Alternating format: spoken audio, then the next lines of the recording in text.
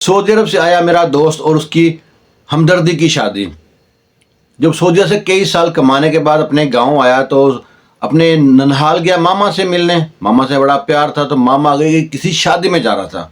मामा ने कहा चलो शादी में जाएंगे। वहाँ शादी वाले घर पहुँचे हैं, बारात सजी हुई है, बैठी है, तमुकनात लगे हुए हैं, निकाह होने वाला है। निकाह से पहले लड़के के बाप ने शोर डाल दिया, हंगामा खड़ा कर दिया। कहता है भाई मुझको निकाह से पहले ट्रैक्टर चाहिए, जहेज में ट्रैक्टर चाहिए, ट्रैक्टर होगा तो निकाह होगा वरना निकाह नहीं होगा। जो लड़की का बाप है वो उठता कह रहा है चौधरी साहब मजाक कर रहे हैं, मेरी हैसियत तो ट्रैक्टर का टायर खरीदने की नहीं है, आप पूरा ट्रैक्टर मांग रहे हैं।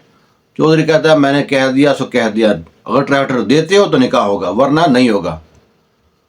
और लड़की का बाप कहता है चौधरी साहब आपकी पहले कोई डिमांड नहीं थी। दोनों जट बरादरी से थे। असल में चौधरी उसको जलील करना चाह रहा था, निकाह तो करना था, को पहली वो खुनस थी वो निकालना चाह रहा था।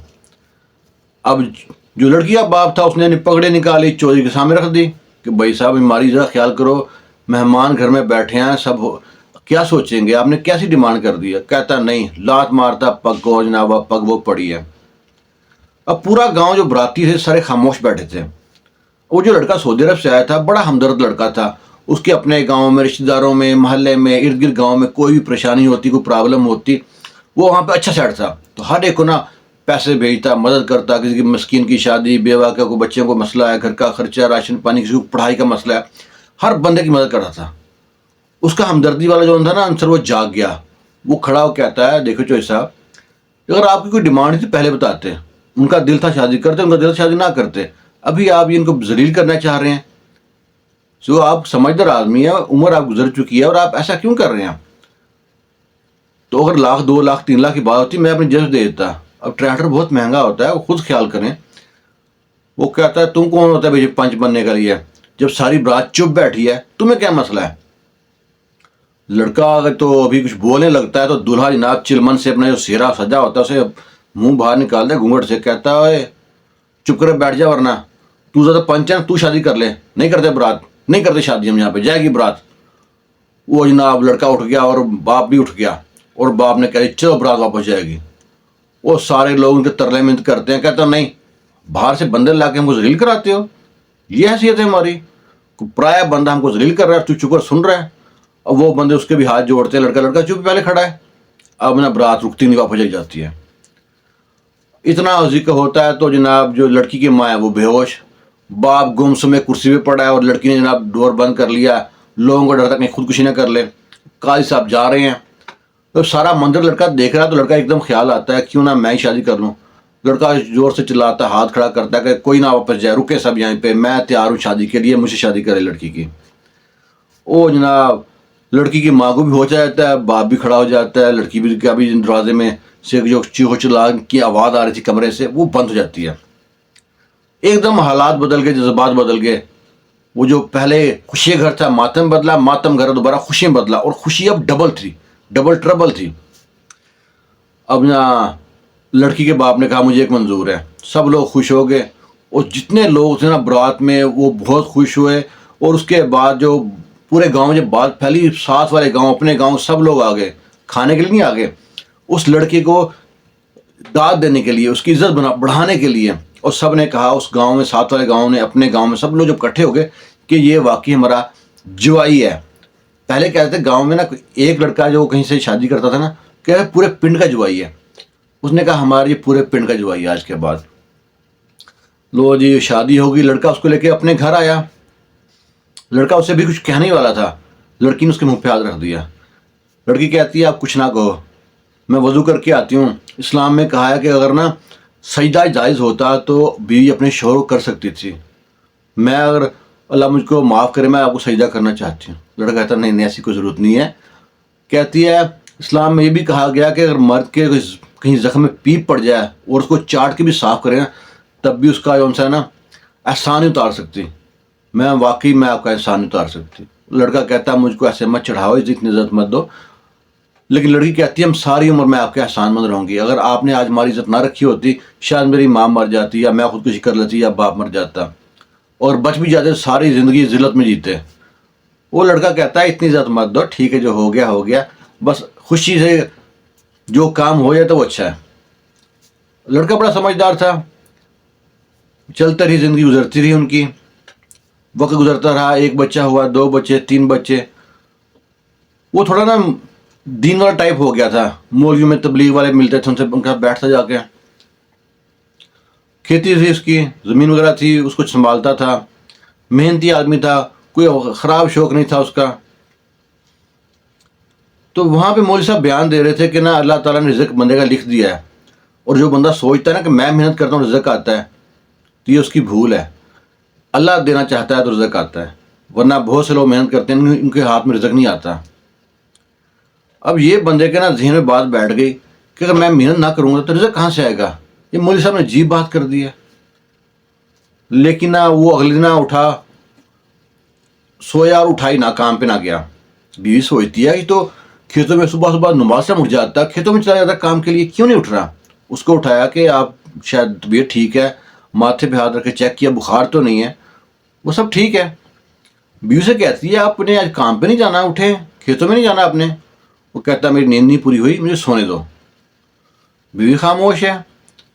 اگلے دن بھی ایسا ہوتا ہے، 2 3 4 دن ہو جاتے ہیں. بیوی سے کہتی ہے اب کیا مسئلہ کیا ہے آپ کا، مجھے بتائیں پرابلم کیا ہے، کسی نے کچھ کہا ہے، طبیعت صحیح نہیں ہے، کوئی آپ کو علاج کرانا، بتائیں.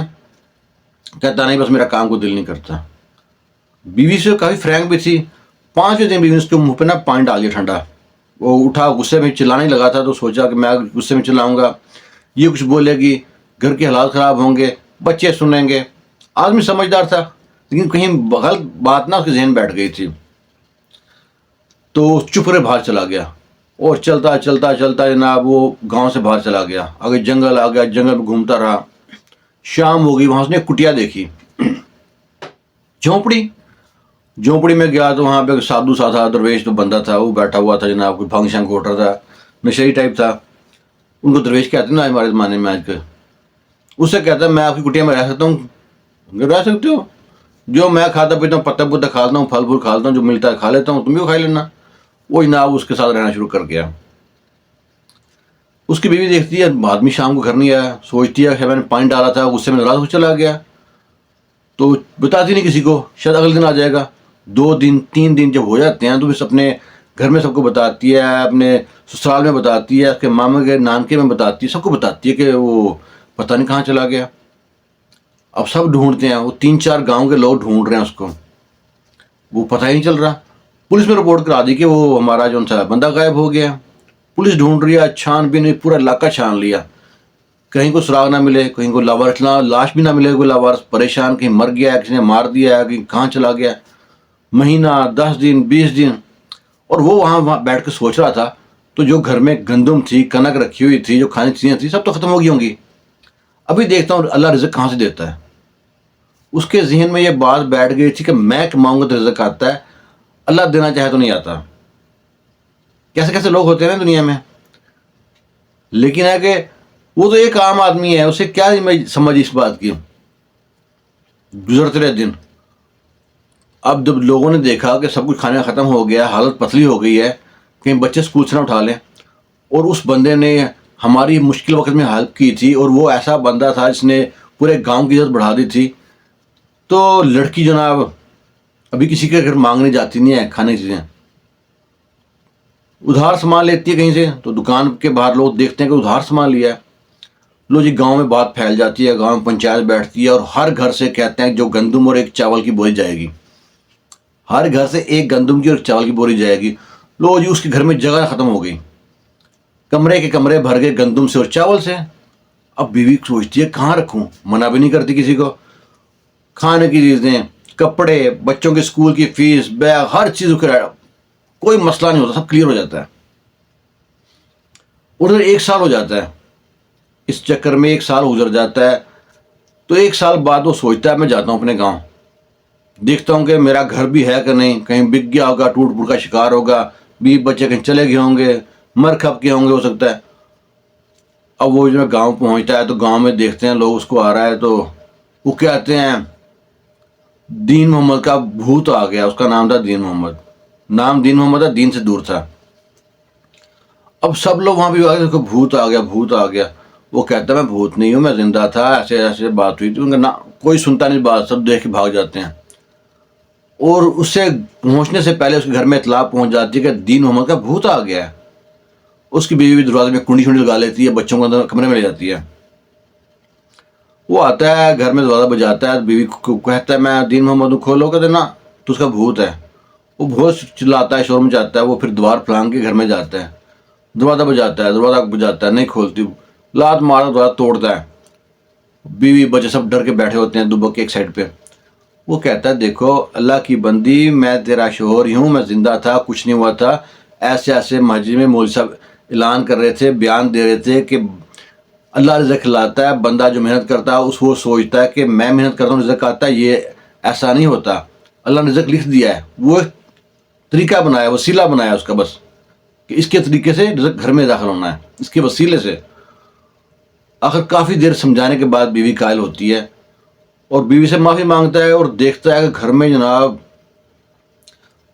اناج کا ڈھیر لگا ہوا ہے, انبار کے انبار لگے ہوئے ہیں. اتنا اناج تو اس نے جب محنت کر جب بھی نہیں آیا تھا. اور بچوں کی نئی وردیاں دیکھتا ہے, بچوں کے پاس سائیکل دیکھتا ہے اسکول جانے کے لیے, تو سوچتا ہے واقعی اللہ تعالیٰ رزق دینا چاہتا ہے, رزق آتا ہے. جب بیوی سے معافی مانگتا ہے, ہاتھ جوڑتا ہے, تو بیوی کہتی ہے ٹھیک ہے, تم مجھ کو معافی مت مانگو, ہاتھ مت جوڑو, جو تم نے ہمارے اس وقت مدد کی تھی نا, پورے گاؤں کے سامنے میری عزت رکھی تھی, میں بھی تمہاری عزت رکھتی ہوں. پھر پورے گاؤں کے سامنے لڑکی جاتی ہے, سب کو بتاتی ہے ایسے ایسے بات ہے, میرے شوہر کو غلط فہمی ہو گئی تھی کہ وہ کماتا ہے تو گھر چلتا ہے, حتیٰ کہ اللہ دینا چاہے کسی کو تو کیسے کیسے وسیلے بنا دیتا ہے. جب سارے گاؤں والے سنتے ہیں, مولوی صاحب بھی آتے ہیں, اس کو سمجھاتے ہیں, اللہ کے بندے ہر بات کو سمجھنے کے لیے ایک دماغ ہونا چاہیے, تم نے اس بات کا ایک غلط پکڑا, جو نقطہ تھا غلط پکڑ لیا تھا. اب تو دیکھ اتنا تو نے زندگی میں نہیں کمایا تھا جتنا تیرے گھر میں اناج بھرا ہوا ہے, اور ابھی بھی لوگ کہتے ہیں کہ ہم تمہارے گھر میں اناج لے کے جائیں گے. ابھی یقین ہوا تمہیں اللہ پہ؟ آؤ جناب, وہ اس کو دوبارہ لوگوں نے سب سے, گاؤں والے سب سے معافی مانگی, مولوی صاحب سے معافی مانگی, اور زندگی ہنسی خوشی کاٹنے لگ پڑا. کہانی شروع کہاں سے ہوتی ہے, ختم کہاں پہ ہوتی ہے, ہم کہانی میں کھو جاتے ہیں. اس کا ایک اچھا کام تھا جو اس نے شادی کی لڑکی سے, اور ایک غلط سوچ تھی اس کی کہ یہ وہ رزق ہے, اگر بندہ نہ کمائے تو اللہ نہیں دینا چاہتا. اپنی سوچ کو بدلیں, اپنی صحبت کو بدلیں, اور دین کو سیکھنے کی کوشش کریں. ہم کیا ہوتا ہے, دین کو سیکھا نہیں ہوتا, ایک دو پوائنٹ پکڑے ہوتے ہیں, اسی کے پیچھے نا لکیر کے فقیر بن جاتے ہیں. اگر آپ کو ہماری یہ چھوٹی سی کوشش اچھی لگی ہے, ہم نے سوچا اگر آپ کا ٹائم ہم نے ضائع نہیں کیا نا, تو ہماری ویڈیو کو شیئر لازمی کرنا, لائک تو کرتے ہی ایسے آپ. دعاؤں میں یاد رکھنا, خوش رہیں, شاد رہیں, آباد رہیں. اللہ حافظ.